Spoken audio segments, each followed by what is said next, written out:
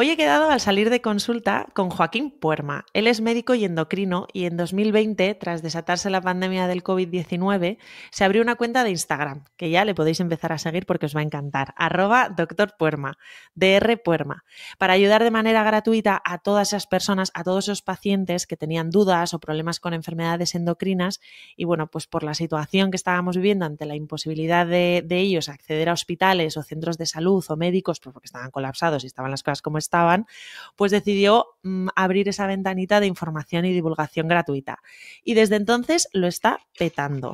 He quedado con él para hablar de uno de los grandes temas que más dudas genera y que él es auténtico especialista. De hecho, os recomiendo muchísimo, bueno, sus dos ebooks, pero sobre todo el ebook que tiene sobre enfermedades tiroideas, hipotiroidismo y toda la familia, porque es súper práctico, súper fácil y te quedan las cosas muy claras. Y yo para eso le he liado hoy para hablar con él al salir de consulta, sobre tiroides, hipotiroidismo y todo este tema. ¿Qué tal estás, Joaquín? Pues muy bien, muy contento y, joder, una presentación muy bonita. Me ha gustado mucho cómo me has descrito, me he sonrojado un poco. Y nada, vamos a ver de qué podemos hablar y las preguntas que me haces. Sí, vamos a enterarnos bien cómo funciona esta parte de nuestro cuerpo tan importante para nuestra salud, porque es chiquitica pero matona, el tema de la tiroides. ¿Qué es la tiroides para empezar? O sea, explícanos Vale, como para dummies, vale, como dicen los ok. juegos. ¿Qué es la tiroides? ¿Qué son las hormonas tiroideas? ¿Y por qué son tan importantes para nuestra salud? Vale. La tiroides es una glándula que se encuentra en la parte anterior de nuestro cuerpo. Es una glándula muy superficial, por lo cual la podemos incluso palpar y la podemos ver incluso con la Ujú. ecografía, que eso es como de las únicas que tiene, y eso explica a veces que se diagnostiquen tantas patologías de estructuras y de nódulos y de aumento de tamaño, que se pueda Ujú. ver tanto en fotos como en consulta. Y es una glándula que fabrica una hormona. El sistema endocrino es un sistema de múltiples órganos y múltiples sistemas y aparatos que fabrican una sustancia que se llama hormonas. Las hormonas no dejan de ser un mensajero que va por nuestra sangre que explica un estímulo o una señal que Ajá. intuye eso, un mensaje, para que en otros órganos, en otros tejidos de nuestro organismo, pues realicen unas funciones. En el caso de las hormonas tiroideas, sobre todo son tres mensajes principales: aumento de la velocidad, aumento del gasto y manejo de los líquidos. Esas tres cosas, explicadas así como muy en abstracto, muy en verbo, pueden explicar posteriormente todo el resto de funciones que pueden llegar a tener las hormonas tiroideas. Yo, desde el punto de vista de aprender la medicina o de aprender la salud, hay que primero ver cuáles son los principios básicos y luego posteriormente aprender de todas las cosas, o incluso las puedes sacar de esas tres cosas básicas, porque nadie se aprende: las hormonas tiroideas hacen que el corazón vaya más rápido, las hormonas tiroideas hacen que el corazón gaste más, sino que sacando esas tres cosas vas sacando las otras opciones. Las otras opciones, eso, desde el punto de vista de estudio, desde el punto de vista de trabajo, si no has escuchado a algún estudiante de ciencia de la salud, pues eso ayuda bastante. Cuando Sí. razonas una cosa, posteriormente lo puede aprender. En el caso de las hormonas tiroideas, pues aumentan el gasto energético basal, Ujú. hacen que perdamos un poco, hacen que mantengamos el peso en condiciones, aunque eso también lo tendremos que hablar. Hacen que las estructuras vayan más rápido, como por ejemplo a nivel del cerebro, pues podemos tener, si tenemos los niveles buenos de hormonas tiroideas, que pensemos a una velocidad buena. También pueden tener relación con el corazón, hacen que el corazón vaya más o menos rápido, aunque no es una cosa que lo haga de forma aguda, sino más bien de forma crónica.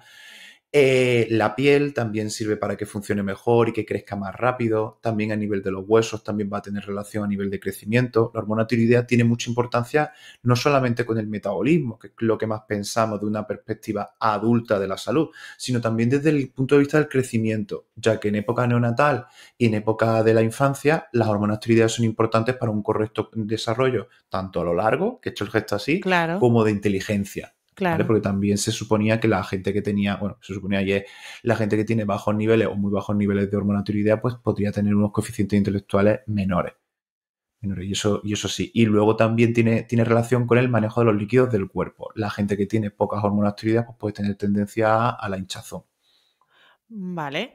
Y cuando hablamos de hormonas tiroideas, Ujú. porque yo estoy pensando todo el rato en los valores analíticos de alguien que nos escucha, porque claro, le hacen toda la parte de función tiroidea y ve ahí T3, T4, ¿eso qué es? ¿Qué diferencias Vale. hay? ¿Para qué Sí, sirven? ¿Tienen algunas más vale. relación con estas funciones que has dicho? ¿No?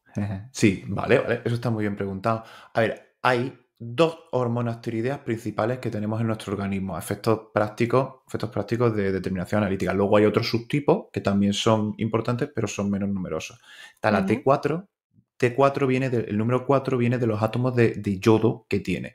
El yodo es el Vale. microelemento más frecuente en lo que son las hormonas tiroideas y la T4 tiene 4 átomos de yodo. La T3 tiene 3 átomos de yodo.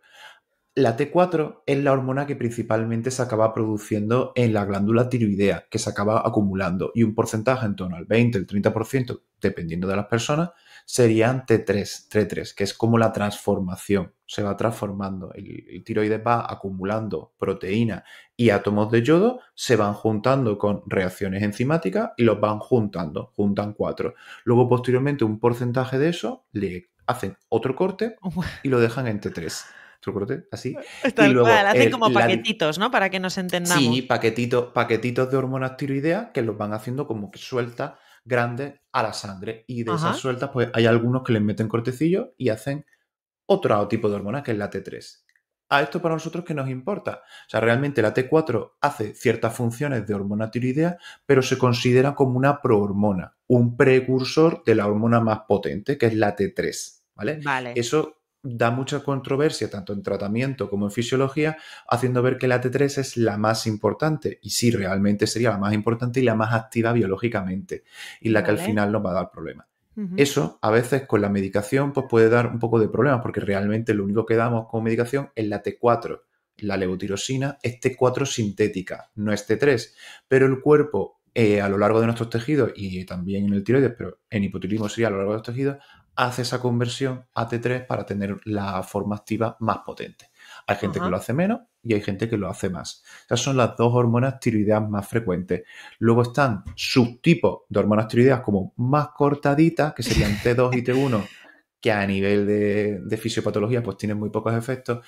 Y luego hay una cosa que se llama la T3 reversa, que dentro de lo que es el mundo de las redes y el mundo de la medicina pues también se está intentando ver, que es una forma inactiva que incluso puede llegar a hacer que las otras hormonas funcionen un poquito menos. Hay ciertas personas que por estímulo de infección, estímulo de inflamación crónica, pues Ujú. pueden tener más tendencia a pasar de T4 a T3 reversa, haciendo que las hormonas tiroideas sean un poquito menos activas y que puedan tener más sintomatología de hipotiroidismo o tener una peor calidad de vida si tienen más T3 reversa. Uno de los casos que más hemos visto en las analíticas, porque lo pedimos más, por ejemplo, cuando estás enfermo, cuando estás hospitalizado por una infección grave, no tiene que ser UCI, pero también ayudaría, que Ujú. una infección grave que necesita antibiótico intravenoso, pues realmente si le hacemos esa analítica veremos que la T3 reversa está más aumentada. Y esto es un mecanismo natural para ahorro de energía para priorizarlo, para luchar Claro, contra la claro, infección. claro. El problema es cuando estamos por la calle viviendo nuestra vida normal y por X motivo tenemos nuestra T3 reversa un poco más aumentada que hace que tengamos una peor calidad de vida a veces. Y esos son Bueno, ya entraremos, pero antes, Ujú. eh, cuando yo siempre me imagino, cuando hablamos de toda la producción hormonal, siempre me imagino al hipotálamo, a nuestro cerebro, como si Ujú. fuera con un panel de control, como en las pelis de marcianitos, ¿sabes? Sí, En plan, sí. tocando los Y lo hicieron. botones. Y en Aquí Érase una vez la vida, Érase una vez la vida lo hacían lo así. hacían así, ¿verdad? Si es que Era la metáfora que utilizaban, así que muy bien. la gente que no sea millennial no entenderá esta referencia, pero los que Uy, somos millennials seguro que sí. uy, es verdad, lo siento. Es verdad que tengo 33 palos, que soy más viejo que un Es bosque ya. exactamente igual que yo. Pero bueno, ¿quién es en este caso, en ese panel de control, que es nuestro cerebro, nuestro hipotálamo y todo esto? ¿Qué tecla es la que pulsa para que se produzca todo esto? Vale. A ver, realmente los endocrinos y casi todos los médicos profesionales que ven la salud hormonal, pues tienen que pensar que hay un eje muy importante que regula casi todos los ejes hormonales, que es el eje hipotálamo, hipofisario, glándula final. En este Ujú. caso, hipotálamo, hipofisario, tiroideo. El hipotálamo, tanto hipotálamo como hipofisario, son dos estructuras que tienen el tamaño como de una nuez, bueno, una nuez ya quizás sea mucho como un guisante, como de Ujú. un guisante más pequeñito, pues el hipotálamo es el que regula la acción de la hipófisis, es como la jefa de la jefa, y la hipófisis a nivel más clínico y a nivel más práctico es el que al final acaba siendo el que acaba secretando hormonas que regulan las hormonas de la glándula tiroidea. hormonas que regulan, glándulas que regulan Es hormonas que que por eso te regulan digo al que final. yo creo que para el que nos está escuchando, eso que has dicho, la jefa de la jefa, Sí, es fácil de entender. O sea, nosotros tenemos sí, los mensajeros, has dicho, por recapitular, que sí, son T3, T4 y otras, ¿no? Pero las más famosas sí. T3, T4.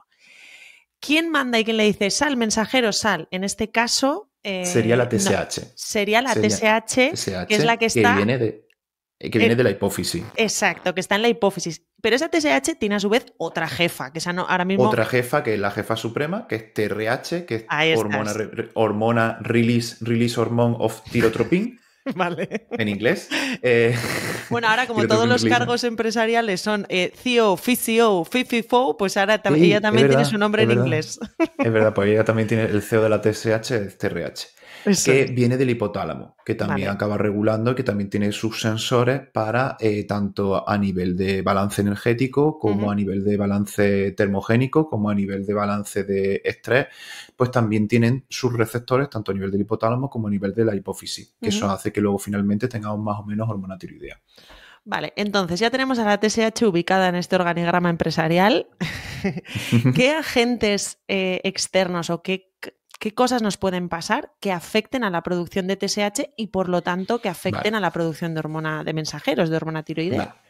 El principal estímulo para la secreción de TSH es la propia hormona tiroidea. Eso es lo que va a hacer. Si tenemos un exceso de hormona tiroidea, eso va a hacer que tengamos menos TSH. O Si sea, se tenemos un autorregula de defecto, alguna manera, ¿no? se acaba autorregulando casi todas las... Tenemos que pensar que el cuerpo tiende al equilibrio. El cuerpo tiende al equilibrio y que realmente lo que la hipófisis y el hipotálamo normalmente, es bastante raro, suelen estar sanos y suelen contrarregularse bien correctamente. Hay excepciones, como todo en la medicina, hay excepciones, pero realmente tenemos que dar por hecho, y si no nos liamos mucho, que hipotálamo e hipófisis están correctamente o funcionan más o menos a las normas que nosotros tenemos entendidas por ellas. Entonces, cuando hay exceso de hormona tiroidea, la TSH baja, se inhibe para que no funcione tanto. Y Mm. cuando hay defecto, tanto visto en analítica como sin ser visto en analítica, el cuerpo nos va pidiendo un poco más de hormona tiroidea, ya sea porque somos adolescentes y queremos crecer, estamos ganando peso y realmente se necesita más hormona tiroidea simplemente por el propio peso por el propio peso de nuestro cuerpo. Pues la TSH sube, ¿vale? No tiene por qué implicar enfermedad, pero si hay veces que, por ejemplo, nos han quitado la glándula tiroidea, pues la TSH sube hasta polopo, a todo lo que da, y realmente no recibe una contrarregulación. Entonces, el hipófisis no sabe que existen las cirugías y que las han quitado, y entonces Que sube no hasta hay, todo no lo hay que puede, mensajeros disponibles, pero ¿no? no hay ejecutor, no Claro. hay indio para tanto jefe. Exacto. Y luego eso. Luego hay otros factores, teniendo en cuenta que tenemos el tiroides más o menos normal y la hipófisis más o menos normal, hay otros factores como por ejemplo podría ser el estrés. El estrés, la enfermedad, cosas así, agentes externos pueden hacer que nuestro cuerpo decida hacer política de ahorro energético, tanto Ujú. con aumento, con disminución de la TSH, que vamos a intentar optimizarlo para otras cosas, ya sea para combatir la infección, combatir la desnutrición, combatir el déficit de hidratos de carbono, pues al disminuir la TSH, disminuimos nuestro gasto energético basal o disminuimos otro tipo de funciones, priorizamos otras y acabamos produciendo pues eso a nivel de pacientes con hipotiroidismo, a nivel de pacientes con tal, pues acabamos viendo cómo esas hormonas tiroideas funcionan un poco peor con ciertos estímulos que a veces están justificados como una infección, como una desnutrición, pero que a veces no están justificados o son agregados por nuestro estilo de vida, como podrían ser un estrés crónico no justificado porque te venga un león, sino porque sea el trabajo de todo tu día o tu ambiente emocional, unas dietas muy restrictivas que producen esa disminución del gasto energético basal, que también puede ocurrir. Por ejemplo, ejercicios muy extenuantes. Se han visto que ejercicios de tipo cardio que duren más de 2-3 horas pueden hacer una disminución de la TSH. O sea, Y el frío, al contrario, podría aumentar la secreción de TSH, por porque poner un aumenta ejemplo contrario. ese metabolismo, Ujú. ¿no? Esa termogénesis. También para entenderlo, una cosa parecida produce con el eje hipotálamo hipofisario gonadal. Realmente cuando tenemos esos mismos estímulos que parecidos, realmente el cuerpo, ese eje hormonal, lo inhibe para priorizar energía a otras cosas más priorizadas a supervivencia. Pues una cosa parecida pasa con el eje de tiroideo. Y o sea, antes has dicho, ¿no?, que hay cosas que están justificadas, que evidentemente este es el sistema que hace que pues sobrevivamos, ¿no? Y que hemos llegado a donde hemos llegado, eso está claro. Pero por entender un poco más, porque me ha parecido muy interesante. O sea, decías que hay cosas que hacemos nosotros o que en el ambiente en el que vivimos que pueden hacer entender a la CEO de nuestra TSH que la cosa no está para bromas, ¿no? Y es ese estrés crónico de bajo grado, o me ha interesado mucho eso que has dicho de dietas muy restrictivas. Sí. Porque, claro, esto me hace pensar una cosa, Joaquín, o sea, al final mucha gente se puede ver enfangada en... por ejemplo, tengo hipotiroidismo, he cogido peso, imagínate, me pongo a hacer una dieta muy restrictiva, que eso además por doble vía me está uno estresando, por lo cual con lo que has dicho, peor para mi TSH, y además estoy comiendo mucho menos de lo que debería comer, todavía peor para mi TSH. Entonces, tengo un ambiente hormonal más obesogénico, podríamos decir. Sí, sí, a ver, realmente una de las cosas que veo yo, pero lo único que pasa es que veo yo en menos tiempo y con menos capacidad para hacer el registro dietético, que eso también hay que decirlo. Tengo 10, 15 minutos a veces o en consulta ahí la verdad que de antes. los médicos estáis muy pillados, ¿eh? Y en otro tipo de consultas sí que puedo explayarme un poquillo más y sí que hacerlo un poco mejor, que son las consultas que tengo online.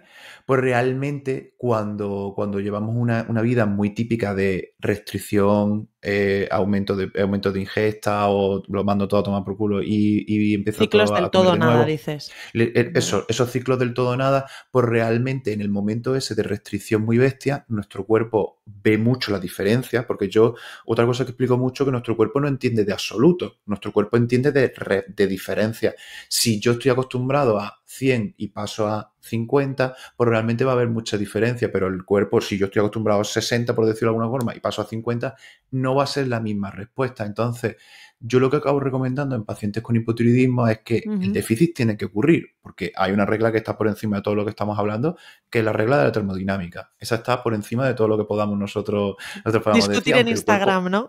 aunque el cuerpo no sea una máquina termogénicamente perfecta, sí que se atañe o sí que al final sí que acaba aceptando, como todo en el universo, las leyes de la termodinámica, del gasto y de la energía. Pero con un gasto moderado, con un déficit moderado de energía, sobre todo a nivel de hidratos de carbono, que sí que han sido más demonizados en las dietas de pérdida de peso, un déficit moderado de hidratos de carbono y de energía nos va a ayudar, primero, a que esa dieta sea más sostenible a largo plazo y que las disminuciones o que las contrarregulaciones que pueda hacer nuestro propio cuerpo, también a nivel de eje tiroideo, también a múltiples ejes, porque el cuerpo no es A pasa a CB y el resultado de C, sino es A1, A2, A3, A4, A3, un montón de factores que y al cómo final se acaban regulan entre ellos también, y que cómo se regulan ese es entre el ellos. casapepe de la vida. Hay unos mapas mentales Claro. de múltiples reacciones químicas que te mareas cuando los Sí, veas sí. y que realmente yo no los conozco, pero que realmente para explicarlo pronto y mal muchas veces viene bien esto. Sí. Entonces, esas reducciones moderadas de energía y esas reducciones moderadas de hidrato de carbono van a ser más beneficiosas para al final lo que nosotros acabamos queriendo, la pérdida de peso sin tener unos mecanismos contrarregulatorios que hagan que nos autotorpedeemos y que al final acabamos pasando del todo nada por no tener resultados, que eso es una cosa que acaba mucho en el día a día. Y por no tener resultados, y yo creo también por esa parte más conductual del asunto, que ninguno de los dos somos psicólogos, pero al final lo tenemos muy en cuenta, ¿no? Que al final dices, sí. Claro, esa parte de que esto me está generando un estrés, que yo no es sostenible en el tiempo, que me muevo todo el rato, me bandeo en dinámicas de si no lo puedo hacer perfecto, no lo hago, tengo la prisa por bajar, porque además tengo esa urgencia, o bueno, esa es que boda, también, esa comunión, claro. ese verano. Lo que está claro es que las estrategias de baja peso ya con esta dieta de 800 calorías, por lo que dices, ¿no? Por lo que te he entendido, serían antiterapéuticas en este caso, ¿no? Sí.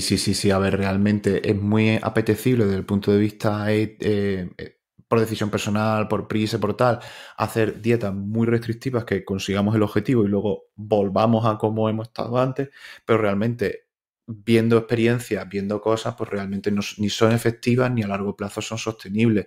Podemos como pensar que tenemos como uno o dos grandes intentos de grandes pérdidas de peso, pero que realmente al tercero o cuarto, pues cada vez va a costarte más, va a tener que ser como una carrera, una escalera, una carrera armamentística hasta arriba, hasta reducir a 500 calorías o a 600 calorías, y realmente eso no acaba Bueno, siendo la sostenible. desnutrición. Sí, sí, sí, Y ya está. o sea, que sí que es cierto que el cuerpo, o sea, cuando haces varias pérdidas, le has sometido a varias restricciones calóricas severas y ha perdido peso, has fluctuado mucho de peso en el tiempo a lo largo de tu vida, eso tiene un impacto en el metabolismo, ¿no? De Sí, cara a tendencia o sea, sí. en qué impacta exactamente? ¿Cómo Claro, a podemos, ver, lo sabemos? estamos hablando mucho de una glándula, de un órgano endocrino, pero también hay otra glándula endocrina, otro aparato endocrino de pro, que es el músculo. Tanto el músculo como la grasa. Y aquí realmente sería para mí más importante, porque con las pérdidas de peso más bestias, con las pérdidas de peso más marcadas, se pierde tanto músculo, agua y algo de grasa se pierde, Ujú. no perdamos la fe. Pero realmente con las ganancias de peso grandes, lo que se acaba recuperando muy Es fácilmente grasa. es el agua y la grasa. Y la recuperación de músculo normalmente, porque esa forma de perder peso, al menos como yo la veo, la estereotípica, normalmente suele ser un cambio muy mínimo en el ejercicio o cambios muy leves en el ejercicio, y sobre todo que lo más fácil o lo que más ocurrido es la disminución de la ingesta, y eso se produce por una disminución de todos esos paneles de nuestro cuerpo, de nuestros compartimentos corporales. Entonces, con esa nueva recuperación de peso, lo que acabamos ganando es grasa principalmente, y eso a nivel de estética y a nivel de composición corporal, a nivel de salud y a nivel de metabolismo, pues es más negativo. Por eso Mm. la pérdida de peso tiene que ser llevada tanto de forma moderada como acompañada de ejercicio de fuerza, que es la forma más óptima o más eficaz de pérdida de peso que creo que yo que hay. Sí, además porque, por lo que decías tú al principio, ¿no? Que uno de los grandes determinantes de ese metabolismo basal es el músculo. Si tú te estás Sí. cargando el músculo, tu metabolismo basal Ujú. se ve reducido y cada vez es como más difícil. O sea, es como la sensación muchas veces que te transmiten en consulta, es que tengo la sensación de que me engorda hasta el aire. Es que desde Sí, que, o sea, y tiene parte, ¿no? Tiene sí. fundamento Sí, metabólico, sí, sí. ¿no? Por lo que Claro, nos claro, no estás hay no diciendo. hay que decir que está mintiendo o que está exagerando, porque realmente sí, a lo Puede mejor no ser. será exactamente eso, pero que realmente acaba ocurriendo eso, como que has tenido como tres, cuatro grandes intentos, y luego ya el quinto o al sexto, pues ya el cuerpo no acaba diciendo qué más, o sea, y acaba sabiendo que hay periodos de invierno que tienes que sobrevivir, periodos de invierno, por decirlo de alguna forma, y Sí. él hace sus medidas, sus cosas, que desde el punto de vista de nuestro objetivo, pues un autosaboteo total. Mm. Vale, te voy a pedir que nos ayudes a entender, volvemos a la Ujú. tiroides, ha sido un Sí, impasse maravilloso y muy interesante, sí, pero vamos a me volver a la alegro. tiroides. Te voy a pedir que nos ayudes a entender cómo interpretar las analíticas. Vale. Así, en plan sencillo. ¿En qué me tengo que fijar y cuándo me tengo que preocupar de cómo está? Hemos hablado de la TSH, Ujú. no del COCO de la empresa, sino del siguiente, y de la T3 y T4. Pero hay otros parámetros también que se miden en Vale. analíticas.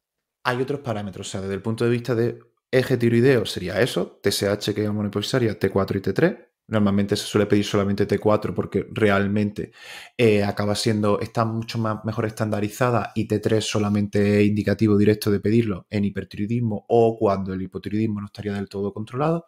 Pero hay Pero otros en una parámetros que analítica general vamos a encontrar siempre T4, ¿no? T4 sí, en libre. una analítica general casi siempre vamos a encontrar T4, y luego cuando sea un hipotiroidismo de difícil control o un hipertiroidismo podemos poner T3 porque nos acaba orientando más o nos acaba dando más datos. Ujú. Luego hay otros parámetros que se pueden pedir para ver el tiroides, que son los anticuerpos antitiroideos, que no nos... Esos. Vale, he dicho bien, he Esos, ido bien por los tiros. esos son los que yo veo que hay un montón de confusión. ¿Qué diferencia Ujú. tienen con T3 y T4? Vale, pues realmente los anticuerpos son unas sustancias, unas proteínas que solemos representar en forma de triángulo, así que acaban encajando sobre una sustancia, que acaban que hacen en general una reacción de ataque y defensa contra estructuras que se consideran enemigas. Normalmente en el día a día las estructuras que son enemigas son virus, bacterias y hongos, o parásitos, por decir de las sofás.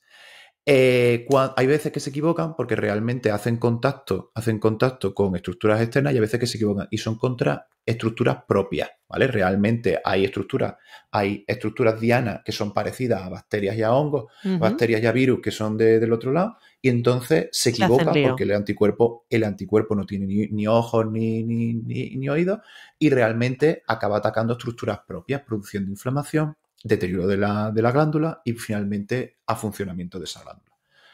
Esos anticuerpos que están relacionados con el tiroides son los anti-TPO y los anti-TG, ¿vale? Que actúan contra una enzima TPO, que van haciendo esos cortes o esas uniones de la hormona tiroidea, y la tiroglobulina, que es la proteína principal que tiene el tiroides, que principalmente está en la glándula tiroidea. Esos son los dos que tienen más relación con tiroiditis crónica o tiroiditis de Hashimoto o hipotiroidismo. Hipotiroidismo autoinmune también se le suele llamar, ¿o es Sí, algo y diferente? claro, sería, en este tipo de cosas, ya que vamos a utilizar este podcast como un poco más distendido y más de salir de consulta, Eso. habría que decir, o sea, esto es una cosa muy de filosofía. Hay que llamar a las cosas como hay que llamarlas. O sea, realmente esa enfermedad es hipotiroidismo primario de origen autoinmune. ¿Por Vale. qué lo digo? ¿Por qué lo digo? Porque mucha gente dice hipotiroidismo de Hashimoto. Y sería correcto. Yo no voy a decir que no sea correcto. Pero realmente en las nuevas medicinas que hay ahora, en las nuevas medicinas del siglo XXI, llamar a una enfermedad como el nombre de un médico cada vez es menos correcto. ¿Por qué lo digo? Porque no sabemos ese médico qué ha podido hacer. Este es un caso porque Anda. Hashimoto parece un japonés muy amable con sus gafitas y todo eso, y hay una foto graciosísima porque tiene unas gafitas así de esas antiguas, de bibliotecario antiguo, que está chulísimo. Entonces yo no conozco la vida del señor Hashimoto. Pero, por ejemplo, en la reumatología había una enfermedad que era la de Suhr-Strauss o la de otro que era Mendeleev. Pues ese señor era un señor que hizo experimentos malos. Y cuando digo experimentos malos alemanes. ¡Oh! Entonces, estamos perpetuando, con esos nombres, aparte de otra cosa que ahora voy a decir, quizás estamos perpetuando nombres de gente que a lo mejor pues, Ahí no hizo cosas estás. del todo buenas.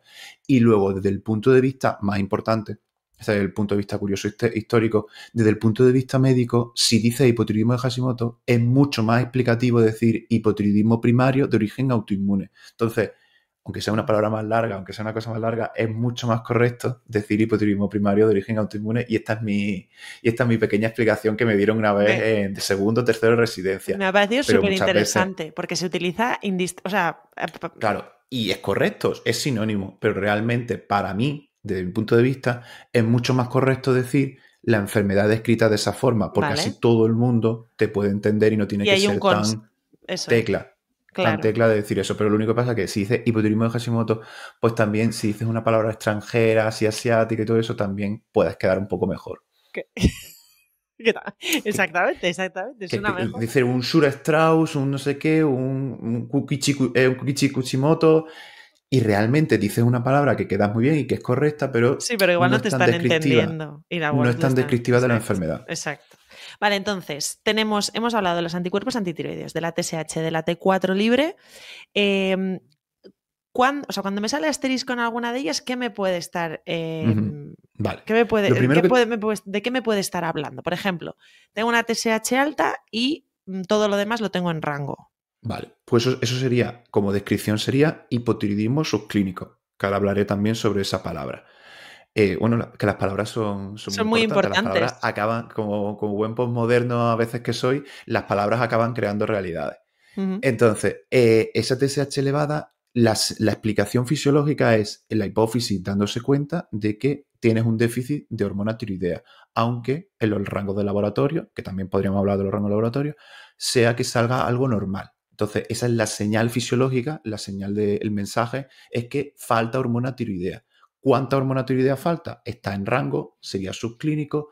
Las hormonas libres están bajas, sería un hipotiroidismo franco o verdadero. ¿Vale? Ujú.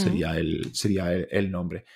Cuando tenemos eso, tenemos que ver qué grado de hipotiroidismo tenemos o qué sintomatología tenemos o qué condicionamientos tenemos del paciente para decidir tratamiento o no.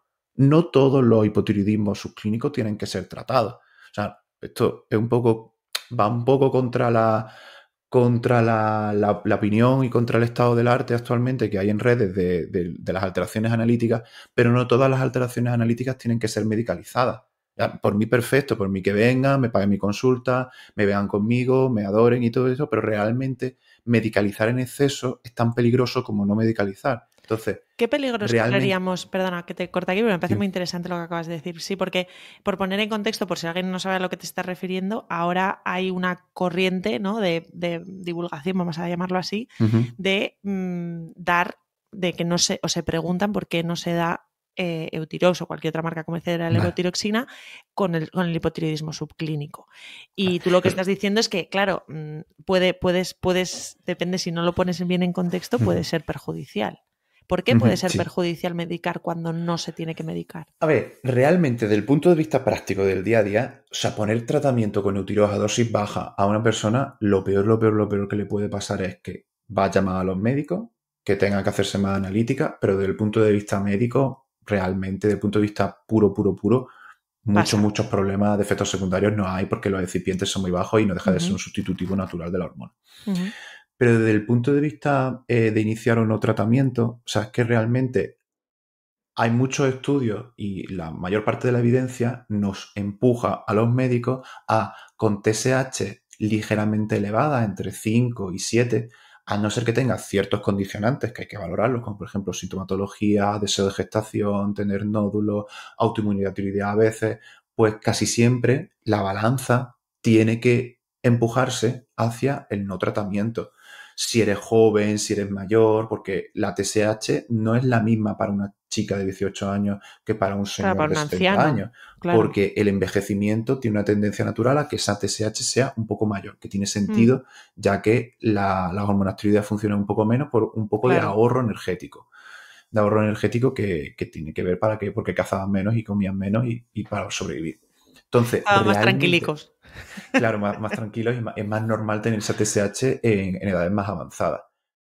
Pero que es lo que, y aquí está el contra de lo que acabo de decir, pero si tú tienes mucha sintomatología que podría ser explicada por hipotiroidismo, si tú tienes una sensibilidad grande a déficit de hormona tiroidea, aunque sea relativo, aunque sea menor, tenga esa palabra subclínico, que subclínico quiere decir como que está por debajo de la clínica, no tiene clínica, pero esa palabra en realidad es falsa, ¿no? O no abarca todos los hipotiroidismos subclínicos, por decirlo de alguna forma, pues realmente habría que poner tratamiento en esos casos. Cuando estás buscando fertilidad, sobre todo por fertilidad, quiero decir, gestación, porque necesitamos niveles de hormona tiroidea correctos para que los embarazos vayan mejor y el desarrollo del feto del neonato, vaya mejor. O cuando puedas tener nódulos para evitar el posible crecimiento de esos nódulos, pues hasta ciertos niveles de hormona tiroidea es interesante poner tratamiento. Entonces, no es una decisión que se tenga que decir que siempre hay que tomar tratamiento, pero tampoco es otra decisión de decir no importa,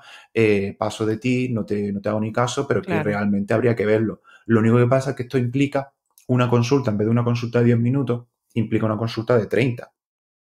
O sea, implica hablar más tiempo, implica preguntar más cosas, implica un mayor conocimiento también, que también hay que decirlo, Mm. implica a lo mejor un mayor grado de empatía, porque realmente muchas veces la sintomatología de hipotiroidismo se puede minimizar. Se puede decir que estás triste porque sí, o qué es lo que te pasa, o que eres así, y realmente puede ser sintomatología de hipotiroidismo verdadera, que eso también es otro tema, que la sintomatología de hipotiroidismo, como es tan variada y puede ser de tantas cosas, pues no le podemos echar la culpa en plan, ¿te pasa esto solamente puede ser por hipotiroidismo? Eso no lo podemos decir, no hay ningún signo patoendomónico del hipotiroidismo. O sea, eso para vosotros es una barrera, claramente. Sí, Claro, hombre, es un aumento de la dificultad. No es como, por ejemplo, una mancha roja en la lengua que tiene en la zona, en el centro de la claro. lengua. Bueno, eso es hipotiroidismo, seguro, sí o sí. Mm. No, eso no es Es así. más No. complicado. Además, también porque son subjetivos. Claro, ¿cómo Sí. mides? Me dices, no, es ¿Cómo que estoy mides el, triste. Es que, Claro, a ver, hay más. cómo mides el cansancio, cómo mides la hinchazón, cómo mides la lentitud mental? Son cosas que sí hay test de autorreferidos de calidad de vida. Sí, sí, pero bueno. Eso no. Eso no nos mola tanto. Vale, No, no. entonces, por no dejarme atrás nada, hemos hablado que eso es lo que sería lo del hipotiroidismo subclínico, eso nos ha explicado Ujú. súper bien.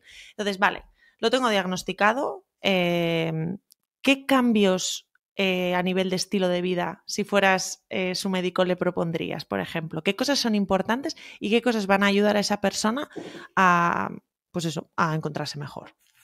Vale, ¿A desde qué el le punto das de vista, tu o sea, importancia? claro, yo es que para este tipo de cosas me gustaría decir que hay un planning específico para el hipotiroidismo, porque eso que o no vende muy bien y realmente me podría diferenciar muy bien de cara a la competencia, pero no lo hay. O sea, realmente es un estilo de vida saludable, compatible con muchísimas enfermedades, con muchísimas cosas para intentar mejorar la salud, pero quizá con ciertos matices específicos para hipotiroidismo, pero no puedo decir que sea una cosa específica.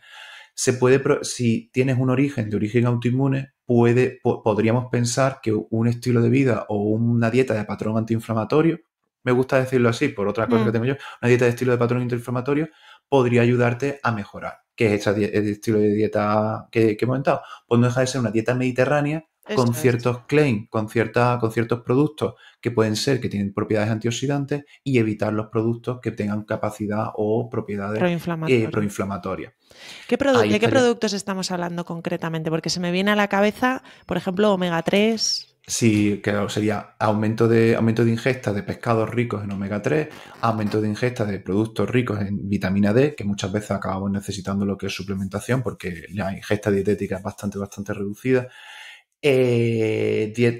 Omega 3, Selenio, ¿no?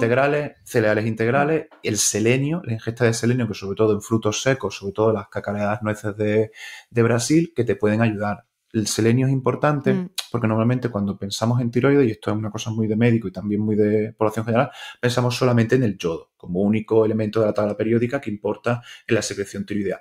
Pero también el selenio cada vez más se ha visto que realiza funciones. Primero, el selenio es un micronutriente que tiene ciertas propiedades antiinflamatorias que se pueden utilizar incluso para la oftalmopatía de Crigg-Basedow, que puede ayudar a reducir la acción autoinmune dentro de lo que es el tiroides, y también es el cofactor. Esta palabra es bastante técnica, la voy a intentar explicar, que es como la pieza esencial, el motor esencial de una enzima que va a hacer la reacción entre pasar de T4 a T3, que ya hemos dicho que es la forma de potenciar la acción de las hormonas tiroideas. Es un cofactor muy importante.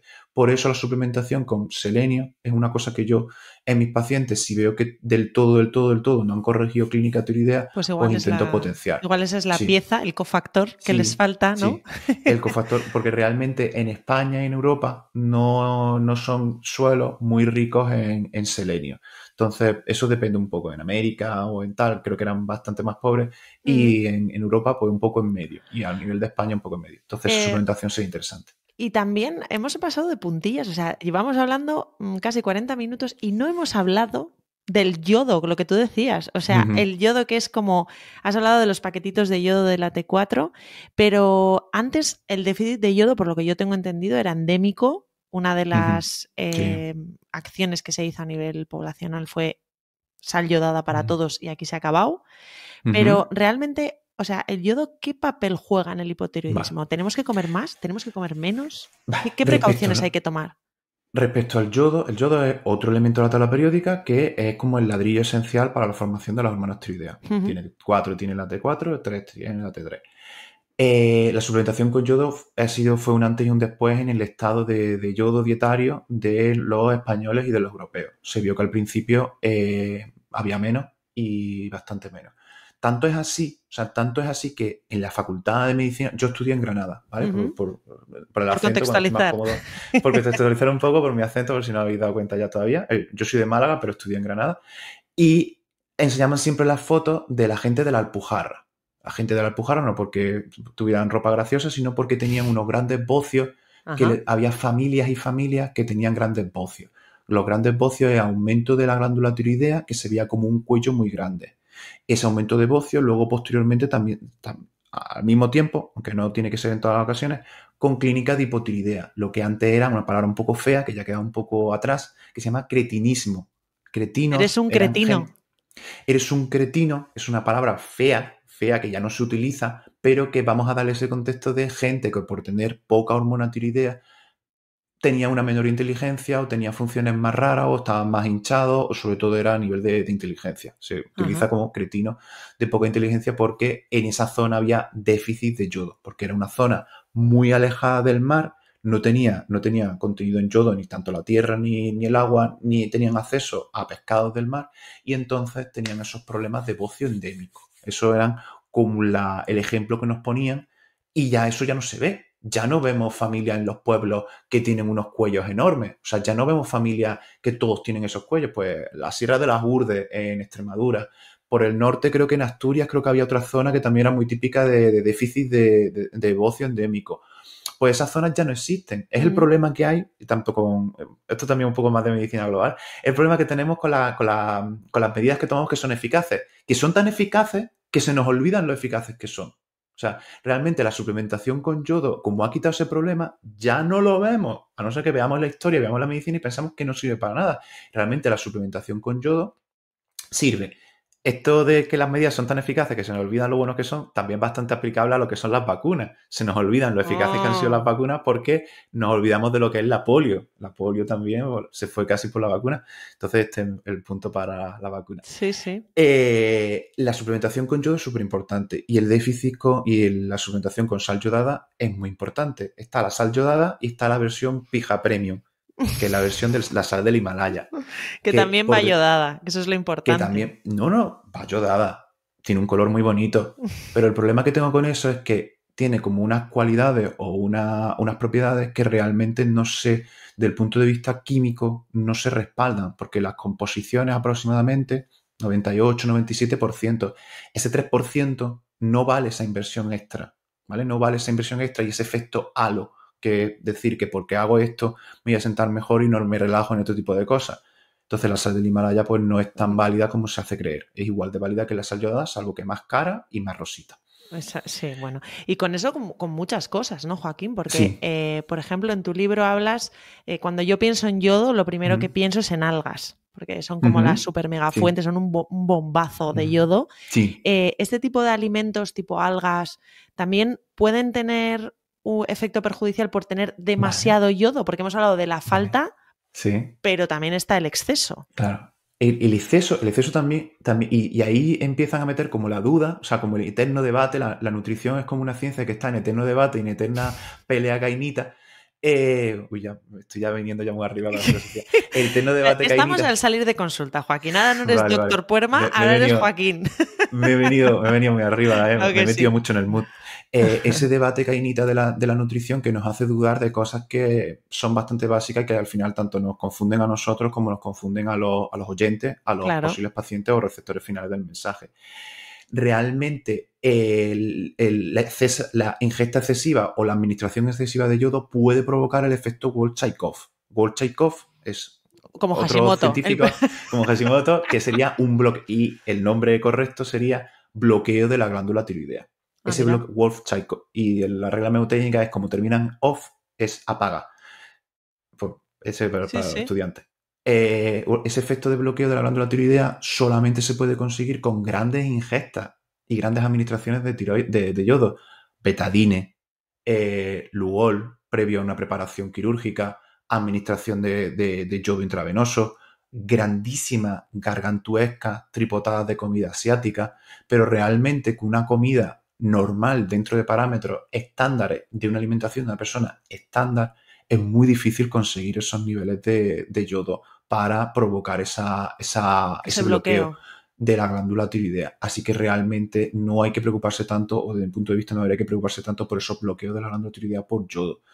Realmente con la suplementación con sal yodada y con la ingesta de dieta, o la ingesta de yodo en la dieta, que no deja de ser ingesta de 2-3 pescados de pequeño tamaño a la semana, y pues que sería si vas suficiente. a japonés de vez en cuando tampoco te tienes que preocupar. Y si vas a un japonés de vez en cuando tampoco pasaría nada. Hay algunos puntos más interesantes, y ya con esto termino. Embarazo y lactancia, que tienen unas demandas incrementadas de yodo. Llegan hasta 200 o 250 microgramos de yodo. Ya es cuando dan el famoso yodocefol, el natalben o similares. Vale, pero también hay un alga en particular que es un poco de la banda de la sal del Himalaya, que es la espirulina. ¿Esto Ah, nos puede sí, dar sí, algún sí. problema en este tipo Sí. de, bueno, a población general o en personas con patología tiroidea? Sí, la espirulina es otra cosa Lo digo porque la espirulina, para el que no lo sepa, bueno, se vende también en comprimidos, o sea, se pueden llegar a unas dosis mm, bastante altas. es como una proteína, o sea, se vende como proteína natural y tiene una altísima cantidad de concentración de yodo y que sí que puede llegar a, y en cierto tipo de cosas también puede producir problemas de bloqueo de la glándula tiroidea.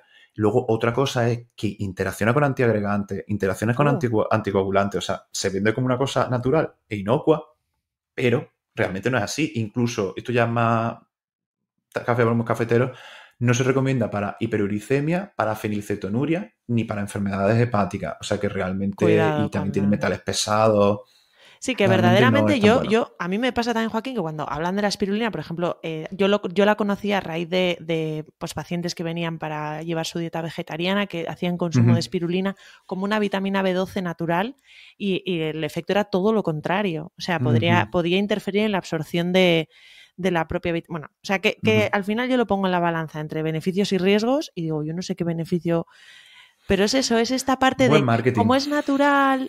Sí. Yo creo que tenemos que poco a poco ir, uno de los objetivos que a mí me gustaría que nos pusiéramos como comunidad es no pensar que lo natural es inocuo. Sí, la cicuta y el arsénico es bastante, bastante natural y no por ello se puede recomendar, que es una cosa que digo Exactamente. yo mucho. Sí, sí. Pero quiero decir que, por ejemplo, cosas que digas, no, pues ahora tengo un hipotiroidismo, ¿cómo me has dicho que hay que decirlo bien? Yo es que me De voy al primario de Hashimoto, origen. me voy al Vale, chino de no pasa nada. gafitas. No me voy a enfadar, no Joaquín. me voy a enfadar, no me voy a enfadar, no me voy a enfadar. O sea, que realmente es como una especie como de mensaje al aire que yo hago, pero bueno. Hipotiroidismo Digo primario de primario origen autoinmune. autoinmune. Vale, Claro, perfecto. primario es porque es un fallo de la glándula tiroidea. Primario sería, y secundario sería porque es un fallo a nivel de la hipófisis. Vale, Y de origen autoinmune, ahí estás diciendo el origen.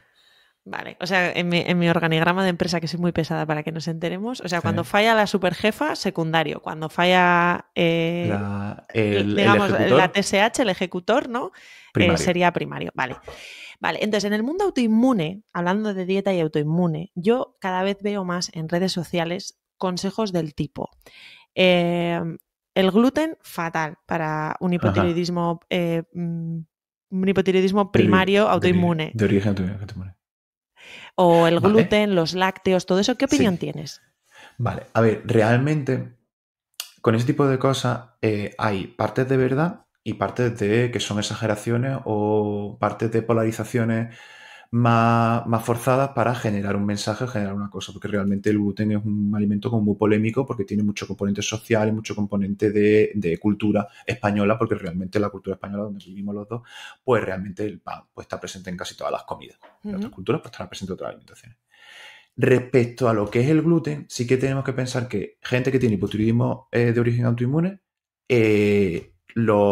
puede tener más tendencia a la celiaquía. ¿Vale? Eso está demostrado epidemiológicamente y viceversa. Gente con celiaquía tiene más propensión a tener Por hipotiroidismo. esa base autoinmune, ¿no? Que Claro. comparten. Y aquí podemos decir con la boca grande que es como ciencia de muy alta calidad, ciencia de mediana calidad y ciencia de pequeña calidad. Boca grande significa ciencia de gran calidad. O sea, grandes estudios y cosas que se pueden decir sin ningún problema, sin que nadie venga de ningún lado a decirte que no. Gente celíaca que hace dieta, gente celíaca con Uh diagnóstico de -huh. celiaquía, que hace dieta sin gluten, mejora su hipotiroidismo, mejora, tanto reduce la necesidad de levotiroxina como mejora su función tiroidea, incluso puede llegar a reducir los niveles de anticuerpos.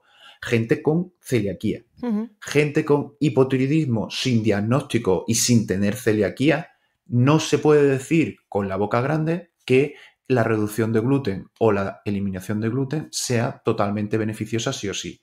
Habrá veces que el diagnóstico de celiaquía, porque el diagnóstico de celiaquía no es sota, No, caballo y rey, es es complicado. complicado y hay veces que tenemos que hacer un salto de fe con la celiaquía, salto de fe porque Sí, sí, probar. no se puede hacer biopsia o no se puede hacer Mm. tal, y probar, y pues sí, pues era una celiaquía o era parte del patrón o del espectro de la sensibilidad al gluten, pues en ese caso sí que podemos tener unas ventajas de hipotiroidismo y retirada o disminución o eliminación del gluten.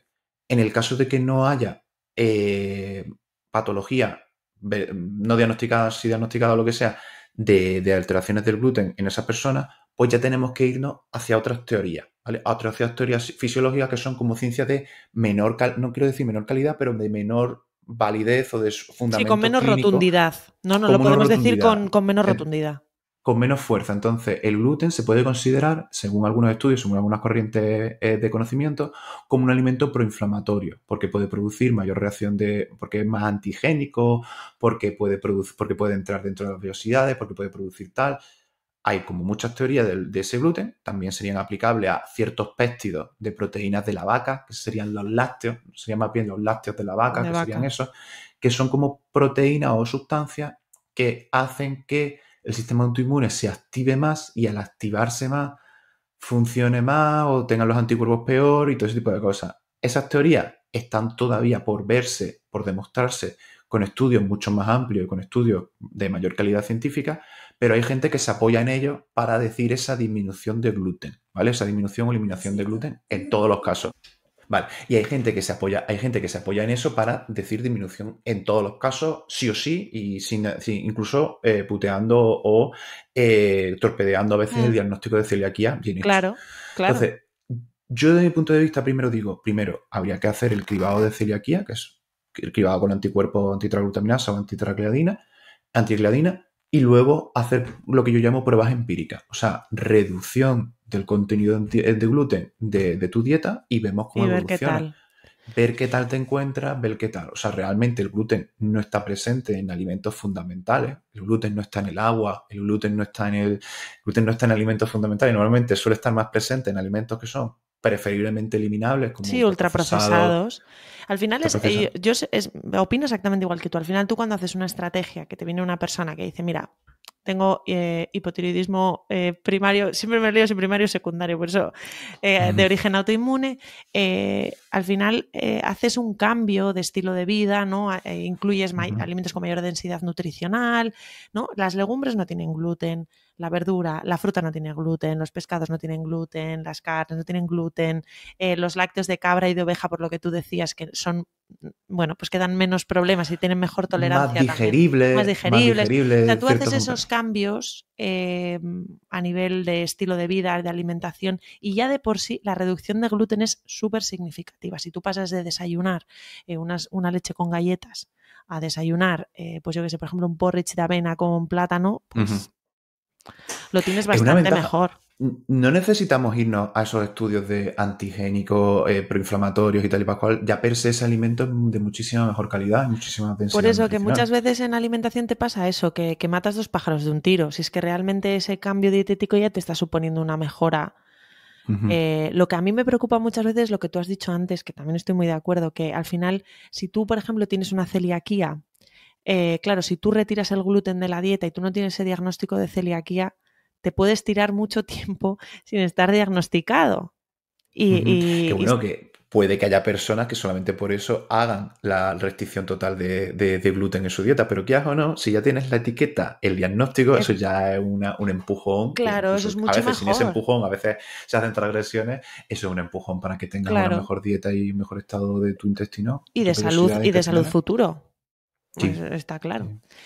Bueno, estamos acabando ya, se me ha pasado súper rápido. Te agradezco A un mí montón. también. Espero que el que nos está escuchando, si nos estás escuchando, te haya quedado clarísimo cómo funciona la tiroides, cómo es ese organigrama de empresa que decíamos, y sobre todo qué cosas, como ha dicho Joaquín, vamos, que tienen todas las de la ley para ser dichas en pancarta y cuáles todavía, pues, bueno, pues hay que cogerlas un poco con pinzas y sobre todo una de las cosas que me ha gustado mucho es que has insistido en varios puntos en la personalización del caso, que dos personas con Sí. hipotiroidismo subclínico pueden estar, bueno, pueden tener un tratamiento totalmente diferente y estar justificado uno, pero en el otro no, por ejemplo, o situaciones de TSH en las que vamos a preocuparnos, pues por ejemplo, una mujer que está buscando quedarse embarazada, pues igual esa TSH en 5 no nos vale. Este tipo de cosas me parecen también muy interesantes, aparte de personalización.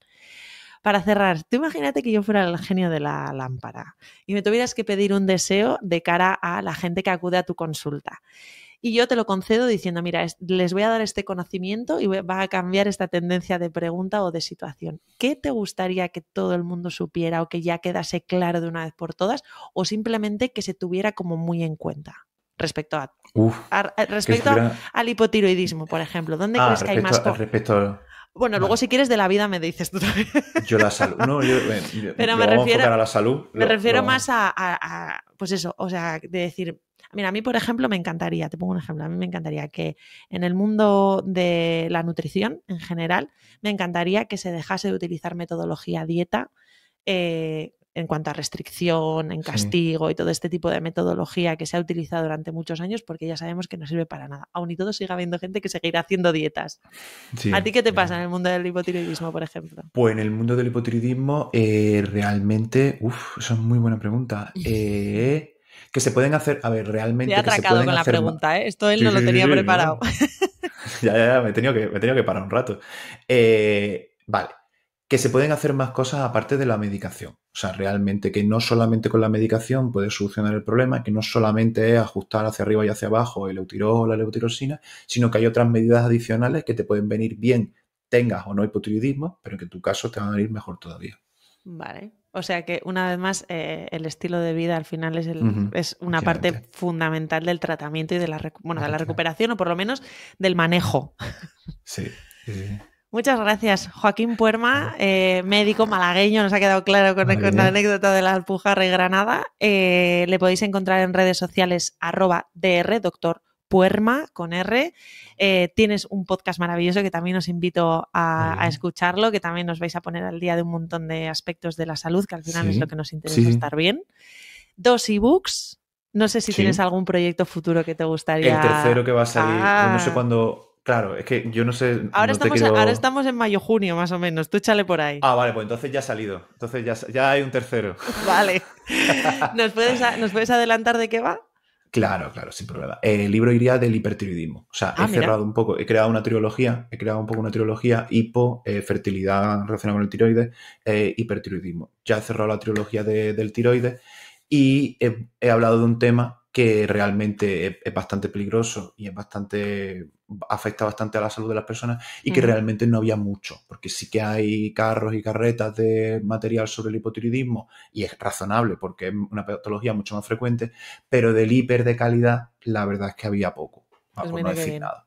Pues mira, ahora ya no es que haya nada, ahora hay un super ebook tuyo, así que genial. Sí. Muchas gracias, Joaquín. Perdona, que te he cortado. Que nada, que me he explayado todo lo que he podido y más y se va a ser el libro más grande de... Sí, 200 páginas del hipertiroidismo. ¡Wow! O sea que ahí van a tener una muy buena fuente para consultar tanto personas que lo padezcan como profesionales que traten que quieran cuidar. Que se lo encuentren por el camino, exactamente. Muchas gracias, Joaquín, es un placer. Y qué gusto tener a médicos que explican las cosas así de bien, porque a veces la gente no se entera, chico. Claro, a ver, siempre hay que bajar un poco el tono e incluso hacerlo un poco más ameno. Y luego también otra cosa, que si puedes explicar algo a alguien que tiene un nivel inferior a ti, es que verdaderamente conoces el tema. Eso, a lo mejor es casualidad conmigo, pero... Ahí lo dejas a quien le interese. A quien le interese. Gracias, Joaquín. Un placer tenerte en Al Salir de Consulta. Lo mismo digo.